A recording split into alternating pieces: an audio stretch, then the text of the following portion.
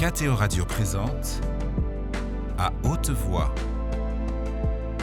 la lecture intégrale des œuvres spirituelles majeures. Aujourd'hui, Quo Vadis de Henryk Sienkiewicz.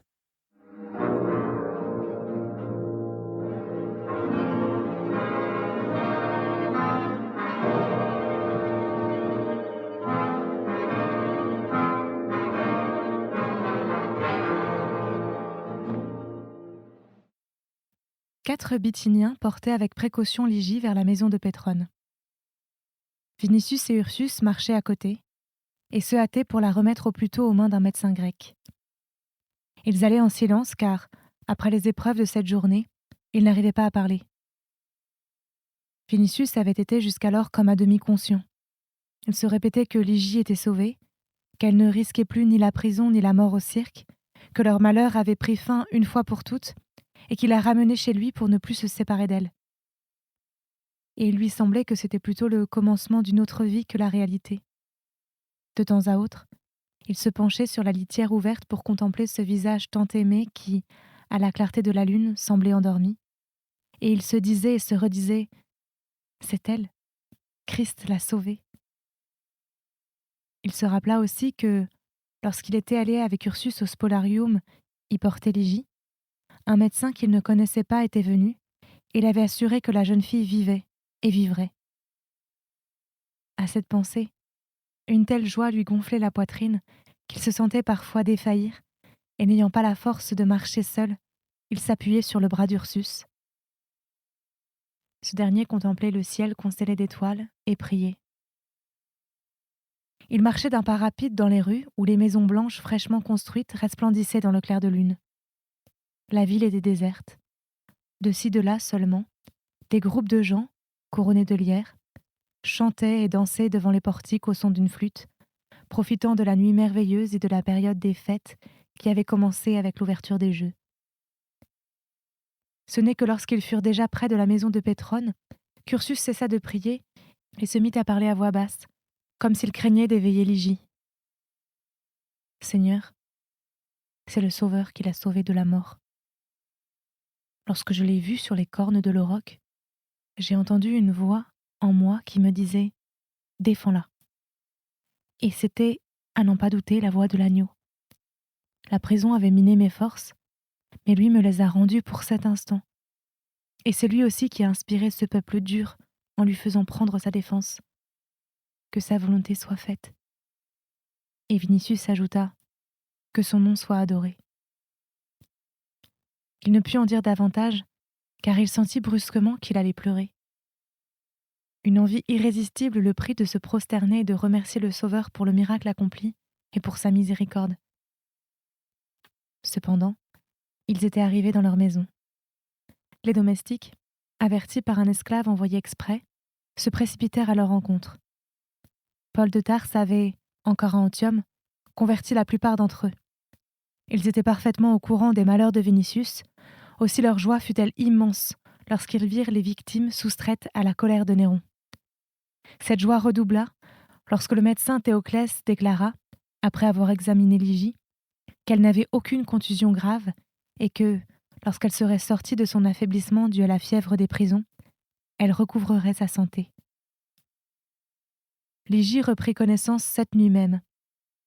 En s'éveillant dans un somptueux cubiculum parfumé de verveine et éclairé par des lampes corinthiennes, elle ne sut où elle était et ce qui lui était arrivé. Elle se souvenait de l'instant où on l'avait attachée aux cornes d'un auroch enchaîné, et maintenant, voyant au-dessus d'elle le visage de Vinicius, éclairé par une douce lumière colorée, elle crut qu'il ne se trouvait sans doute plus sur la terre. Les pensées s'embrouillaient encore dans sa tête affaiblie. Il lui sembla naturel qu'il se fût arrêté quelque part en cours de route vers le ciel, par suite de sa fatigue et de sa faiblesse.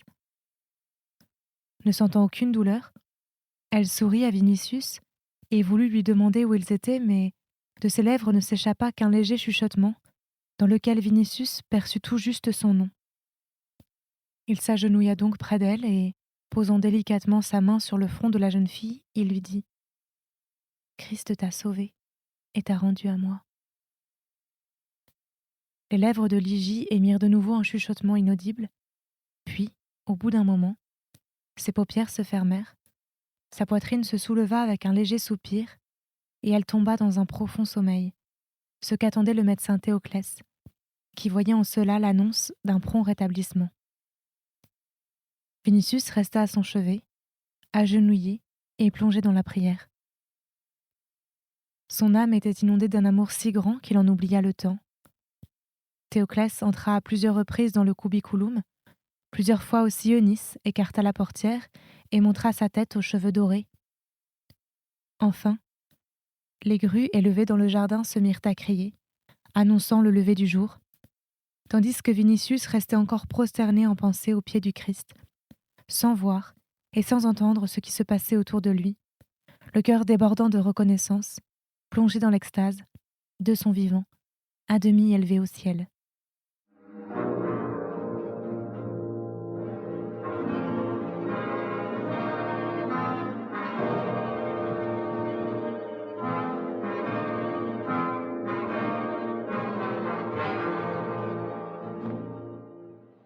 Chapitre 68.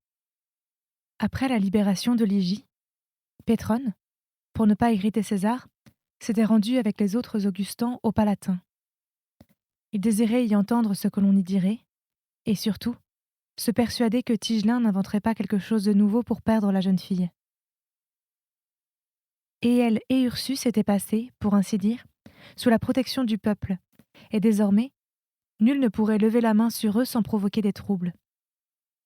Pourtant, sachant la haine que lui portait le tout-puissant préfet des prétoriens, Pétrone pensait que, selon toute probabilité, Tigelin, ne pouvant l'atteindre directement, chercherait encore à se venger d'une manière ou d'une autre sur son neveu. Néron était courroucé et irrité, parce que le spectacle s'était terminé tout à fait autrement de ce qu'il avait souhaité. Il ne voulut pas tout d'abord regarder Pétrone, mais celui-ci, sans perdre son sang-froid, s'approcha de lui avec toute son aisance d'arbitre des élégances et lui dit « Sais-tu, divin, ce qui me vient à l'esprit ? Écris un chant sur la Vierge que l'ordre du Maître du monde délivre des cornes d'un auroch sauvage pour la rendre à son amant. Les Grecs ont des cœurs tendres, et je suis sûr qu'un tel chant les charmerait. » Tout irrité qu'il fût, César trouva cette idée à son goût, et cela doublement. D'abord, comme thème pour un poème, et ensuite, parce que cela lui permettait de se glorifier lui-même comme maître magnanime du monde. Il regarda donc Pétrone pendant un moment, puis il dit « Eh bien oui, tu as peut-être raison. Mais sied-il que je chante ma propre bonté ? Tu n'as nul besoin de citer ton nom. De toute façon, tout Rome devinera de quoi il s'agit. Et de Rome, les nouvelles se répandent dans le monde entier. Et tu es sûr que cela plaira en Achaïe ? Par Pollux, s'exclama Pétrone. Et il s'éloigna, satisfait. Il était maintenant certain que Néron, qui toute sa vie avait utilisé la réalité pour ses idées littéraires, ne voudrait pas gâcher la chance qui s'offrait à lui, et par là même lirait les mains de Tigelin. Néanmoins, il ne renonça pas à son projet de faire partir Vinicius de Rome dès que la santé de Ligie cesserait d'être un obstacle à cela. Aussi, dès qu'il le vit le lendemain, lui dit-il « Emmène-la en Sicile. Il est arrivé quelque chose qui fait que vous ne craignez rien de la part de Néron, mais Tigelin est prêt à recourir au poison, sinon par haine pour vous, du moins par haine pour moi. » Vinicius sourit et lui répliqua « Elle était sur les cornes d'un auroch sauvage et pourtant le Christ l'a sauvée. » « Alors honore-le de 100 bœufs, riposta Pétrone quelque peu impatienté, mais ne lui demande pas de la sauver une seconde fois. Te souviens-tu comment Éole a accueilli Ulysse quand celui-ci est revenu lui demander une nouvelle cargaison de vent favorable ? Les dieux n'aiment pas se répéter. Quand elle sera rétablie, répondit Vinicius, je la ramènerai chez Pomponia Graecina. Ce sera d'autant plus sage que Pomponia est alitée. C'est un parent d'Éolus, Antistius, qui me l'a dit. Ici, entre-temps, il se passera des choses qui feront que l'on vous oubliera. Et par les temps qui courent, les plus heureux sont ceux que l'on a oubliés. Que la fortune vous donne le soleil en hiver et l'ombre en été. Cela dit, Il laissa Vinicius à son bonheur et se rendit lui-même chez Théoclès, s'enquérir de la santé et de la vie de Lygie. Tout danger était déjà écarté. Dans les souterrains de la prison, dans l'état d'épuisement où elle se trouvait après la fièvre, l'air empesté et le manque de confort l'eussent tuée. Mais maintenant, elle était entourée de la plus tendre sollicitude et vivait non seulement dans le bien-être, mais aussi dans le luxe. Sur la recommandation de Théoclès, après 2 jours, on commença à la sortir dans les jardins qui entouraient la villa, où elle restait de longues heures. Vinicius décorait sa litière d'anémones et surtout d'iris, afin de lui rappeler l'atrium de la maison d'Éolus. Parfois, dans l'ombre des grands arbres aux branches étalées, ils se remémoraient, main dans la main, leurs anciennes souffrances et leurs anciennes angoisses. Lygie lui disait que le Christ lui avait à dessein fait subir tous ces tourments pour changer son âme et l'élever vers lui. Le jeune homme, de son côté, sentait que c'était vrai et que plus rien ne subsistait en lui de l'ancien patricien, qui n'admettait d'autre loi que ses propres désirs. Il n'y avait aucune amertume dans ses réflexions. Il leur semblait à tous deux que de longues années s'étaient écoulées au-dessus de leur tête et que l'effroyable passé était déjà loin derrière eux. Une paix comme ils n'en avaient jamais connue jusqu'alors les envahissait. Une sorte de nouvelle vie, immensément sereine, allait au-devant d'eux et les pénétrait. À Rome, César pouvait bien extravaguer et remplir le monde d'épouvante. Eux, sentant au-dessus d'eux une protection 100 fois plus puissante, ne craignaient plus ni son courroux, ni ses folies, comme s'il avait cessé d'être le maître de leur vie ou de leur mort. Une fois, au coucher du soleil, ils entendirent au loin, montant des vivariums, le rugissement des lions et d'autres bêtes sauvages. Naguère, ces voix avaient terrifié Vinicius, qui y avait vu un signe de mauvais augure. Alors, ils se regardèrent avec un sourire, puis ils levèrent leurs yeux vers les lueurs crépusculaires. Parfois, encore très affaiblie et ne pouvant marcher seule, Lygie s'endormait dans le silence du jardin, et lui veillait sur elle et contemplait son visage. Il songeait alors malgré lui que ce n'était plus la jeune fille qu'il avait rencontrée chez l'Éolus. La prison et la maladie avaient en partie altéré sa beauté. Du temps où il la voyait chez l'Éolus, puis plus tard, lorsqu'il était venu l'enlever dans la maison de Myriam, elle était semblable à une merveilleuse statue et en même temps à une fleur. Maintenant, son visage était devenu presque diaphane. Ses mains étaient amaigries. Son corps s'était aminci à la suite de la maladie. Ses lèvres avaient pâli, et même ses yeux paraissaient moins bleus qu'auparavant. Eunice, aux cheveux dorés, qui lui apportait des fleurs et des étoffes précieuses pour lui couvrir les jambes, semblait auprès d'elle être la déesse de Chypre. L'esthète Pétrone s'efforçait en vain de retrouver en elle ses anciens charmes et, haussant les épaules, il se disait en son fort intérieur que cette ombre des Champs-Élysées ne valait pas toutes ses peines, ses souffrances et ses tourments qui avaient failli emporter Vinicius. Mais celui-ci, qui aimait maintenant son âme, l'en aimait d'autant plus. Et lorsqu'il veillait sur sa fiancée endormie, il lui semblait qu'il veillait sur le monde tout entier.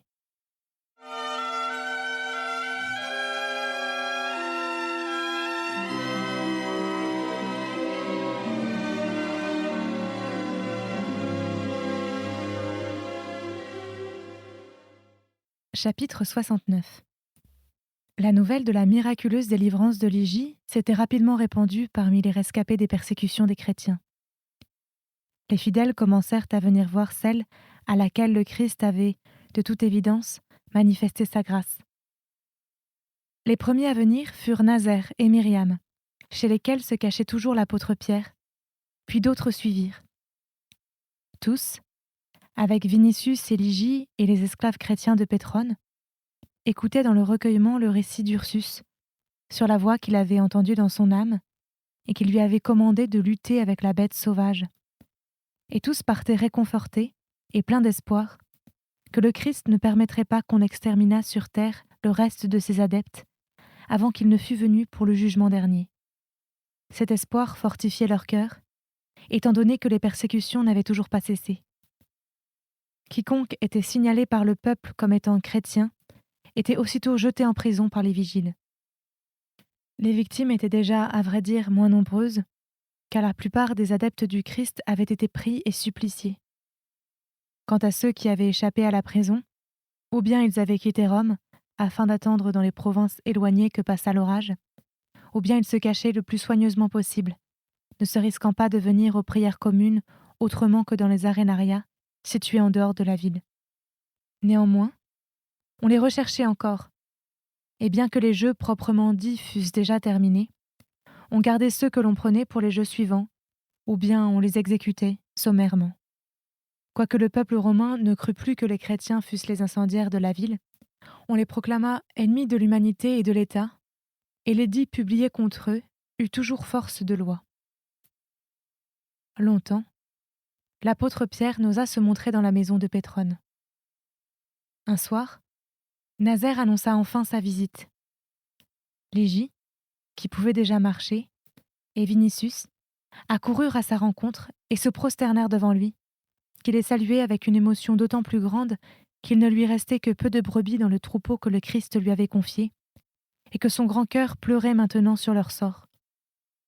Aussi, lorsque Vinicius lui dit « Seigneur, c'est grâce à toi que notre Sauveur me l'a rendu », lui répondit-il « Il te l'a rendu pour ta foi, et pour que ne se taisent pas toutes les lèvres qui ont glorifié son nom. » Et sans doute pensait-il à ces milliers de ses enfants, déchiquetés par les bêtes sauvages, à ces croix plantées dans les arènes, et à ces poteaux en flammes dans les jardins de la bête, car il le disait avec un profond chagrin.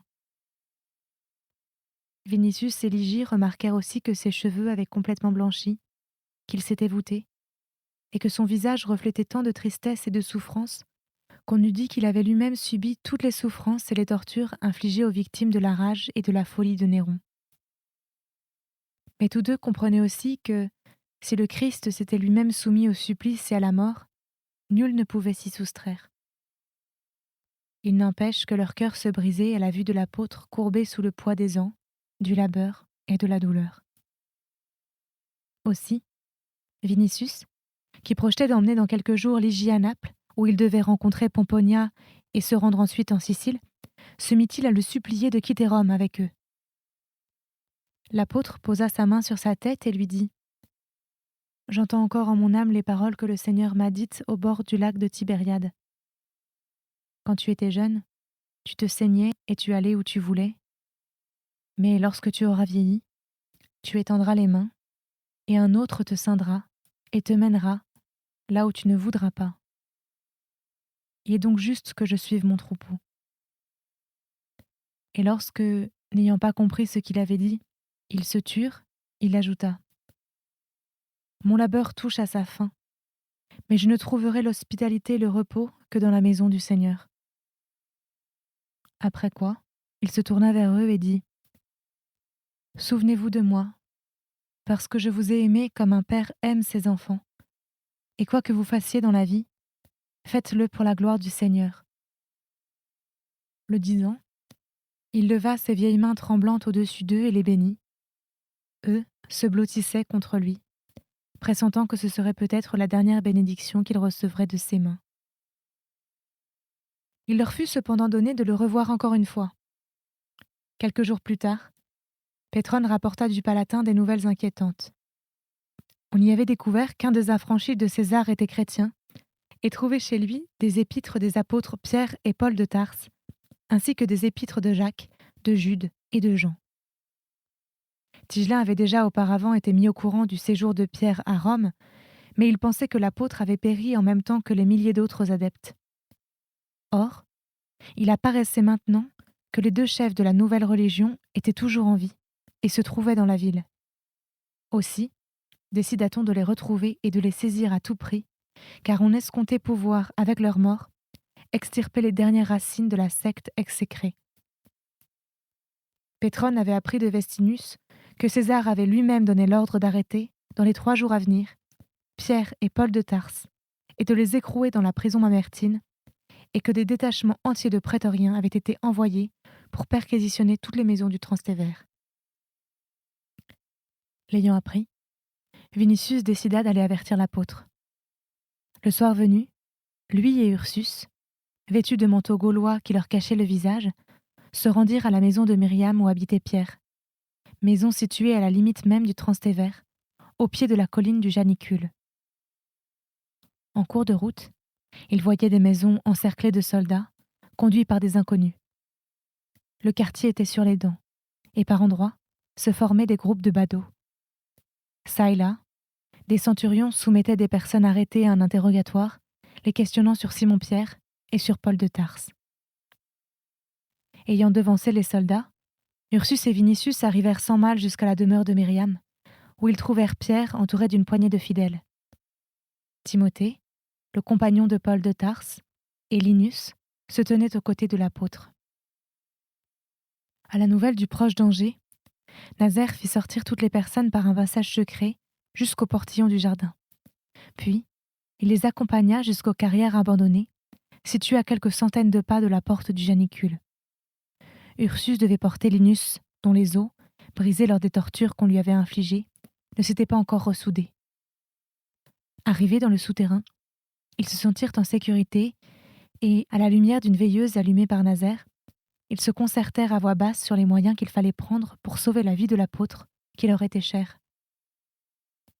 « Seigneur, le persuadait Vinicius, que demain, dès l'aube, Nazaire te fasse sortir de la ville et te conduise vers les monts Albins. Là-bas, nous te retrouverons et t'emmènerons à Antium, où nous attend un bateau qui doit nous transporter, Ligie et moi, jusqu'à Naples et la Sicile. Heureux seront le jour et l'heure où tu franchiras le seuil de ma maison et béniras mon foyer. » Les autres l'écoutaient avec joie et pressaient l'apôtre d'accepter, lui disant « Cache-toi, tu es notre berger et tu ne peux rester à Rome. Garde la vérité vivante, afin qu'elle ne périsse pas avec nous et toi. Écoute-nous qui t'en supplions comme on supplie un père. Fais cela au nom du Christ, l'exhortaient d'autres en s'agrippant à ses vêtements. » Mais Pierre répondit « Mes enfants, qui sait à quand le Seigneur a fixé le terme de sa vie ? Toutefois, il ne disait pas qu'il ne quitterait pas Rome, et il hésitait sur ce qu'il devait faire car, depuis longtemps déjà, s'était glissé dans son âme l'incertitude et même l'angoisse. Son troupeau avait été dispersé, son œuvre était anéantie. L'Église, qui avant l'incendie de la ville s'était développée comme un arbre splendide, avait été réduite en poussière par la volonté de la bête. Il ne restait plus rien que des larmes, plus rien que le souvenir des supplices et de la mort. Les semailles avaient donné des récoltes abondantes, mais Satan les avait piétinées et enfouies dans la terre. Les légions d'anges n'avaient pas volé au secours de ceux qui périssaient. Et voici que Néron s'installait en gloire dans sa domination sur le monde, terrifiant, plus puissant que jamais, maître de toutes les mers et de tous les continents. Plus d'une fois déjà, le pécheur de Dieu avait, dans sa solitude, tendu les bras vers le ciel et s'était exclamé « Seigneur, que dois-je faire ? Comment me maintiendrai-je ici ? Et comment dois-je, moi, vieillard impuissant, lutter avec cette force inépuisable du mal auquel tu as permis de régner et de triompher ?» Et du fond de sa douleur infinie, son âme gémissait. « Elles ne sont plus, les brebis que tu m'as commandé de paître. Elle n'est plus, ton Église. C'est le vide et le deuil dans ta capitale. Alors que m'ordonnes-tu maintenant de faire ? Dois-je rester ici ? Ou bien faire sortir le reste du troupeau afin que nous puissions, quelque part, au-delà des mers, glorifier ton nom en cachette ? » Il hésitait toujours. Il croyait que la vérité vivante ne périrait point et devrait prendre le dessus, mais il pensait parfois que le temps n'était pas encore venu pour elle, et qu'il viendrait seulement lorsque le Seigneur descendrait sur terre au jour du jugement, dans sa gloire et sa puissance 100 fois plus grande que celle de Néron. Souvent, il lui semblait que, s'il quittait lui-même Rome, les fidèles le suivraient, et alors il les conduirait loin, dans les bosquets ombreux de Galilée, au bord des eaux calmes du lac de Tibériade, chez les pâtres doux comme les colombes ou comme les brebis qui paissent là-bas parmi la sarriette et le nard. Et le désir de goûter au calme et au repos devenait de plus en plus fort en lui. et son cœur de pêcheur languissait de plus en plus du lac et de la Galilée, et des larmes montaient de plus en plus souvent aux yeux du vieillard. Et lorsqu'il avait, un moment, fait son choix, une peur et une inquiétude subites l'étreignaient.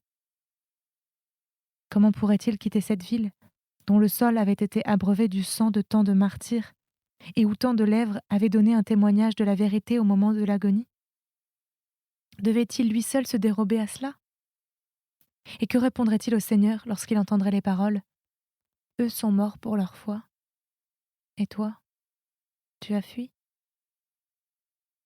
Il passait ses jours et ses nuits à se tourmenter et à se faire du souci. Ce que les lions avaient déchiqueté, que l'on avait mis en croix, qui avait brûlé dans les jardins de César, s'était, après des moments de supplice, endormi dans le Seigneur. Lui, en revanche, n'arrivait pas à dormir et vivait dans un supplice plus grand que tous ceux que les bourreaux avaient inventés pour leurs victimes. Souvent, l'aube blanchissait déjà les toits des maisons quand il clamait encore du fond de son cœur meurtri « Seigneur, pourquoi m'as-tu commandé de venir ici et de fonder ta capitale dans ce nid de la bête ?» Tout au long des 34 années qui s'étaient écoulées depuis la mort de son maître, il n'avait pas eu de répit. Le bâton de pèlerin à la main, il avait parcouru le monde et annoncé la bonne nouvelle. Ses forces s'étaient usées dans les pérégrinations et les peines, et quand il avait enfin, dans cette cité qui était la tête du monde, consolidé l'œuvre du Maître, un seul souffle de feu de la colère l'avait consumé, et il voyait qu'il fallait de nouveau reprendre le combat. Et quel combat! D'un côté, César, le Sénat, le peuple, les légions qui resserraient l'étau de fer qui encerclait le monde entier, les innombrables cités, les innombrables territoires, une puissance comme l'œil humain n'en avait jamais vu de pareille, et de l'autre, lui, tellement courbé par l'âge et le travail que ses mains tremblantes avaient de la peine à tenir son bâton de pèlerin. Il se disait donc parfois que ce n'était pas à lui de se mesurer avec l'empereur de Rome, et que cette œuvre ne pourrait être accomplie que par le Christ lui-même. Toutes ces pensées trottaient par sa tête accablée lorsqu'il écoutait les exhortations de la dernière poignée de fidèles qui, l'entourant d'un cercle de plus en plus étroit, répétaient d'une voix suppliante « Abrite-toi, Rabbi, et arrache-nous à la puissance de la bête. » Lénus pencha devant lui sa tête tourmentée. « Seigneur, lui dit-il, notre Sauveur t'a commandé de paître ses brebis. Mais il n'y en a plus ici, ou il n'y en aura plus demain. Alors, va là où tu peux encore en trouver. La parole de Dieu est encore vivante à Jérusalem et à Antioche, à Éphèse et dans d'autres villes. Qui gagneras-tu à rester à Rome? Si tu tombes, tu ne feras qu'augmenter le triomphe de la bête. Le Seigneur n'a pas fixé à Jean le terme de sa vie. Paul est citoyen romain, et ils ne peuvent le châtier sans jugement. Mais si la force infernale entre en fureur contre toi, maître, alors ceux dont le cœur est déjà mort demanderont « Qui est au-dessus de Néron? Tu es la pierre sur laquelle l'Église de Dieu est édifiée. Laisse-nous mourir, mais ne permets pas que l'Antéchrist triomphe du vicaire de Dieu. Et ne reviens pas ici avant que le Seigneur n'ait conduit au repentir celui qui a fait couler le sang d'innocents. » Vois nos larmes, répétaient tous. Les larmes ruisselaient aussi sur le visage de Pierre. Au bout d'un moment, il se releva pourtant, et, tendant les mains sur l'assistance agenouillée, il dit « Que le nom du Seigneur soit adoré, et que sa volonté soit faite. » C'était À Haute Voix, une émission de KTO Radio. Aujourd'hui, Quo Vadis. Lecture, Marie Rambaud. Captation et réalisation, Gustave Schlicht et Thibaut Dagalier. Une émission disponible en podcast sur ktoradio.com ou sur l'application KTO Radio.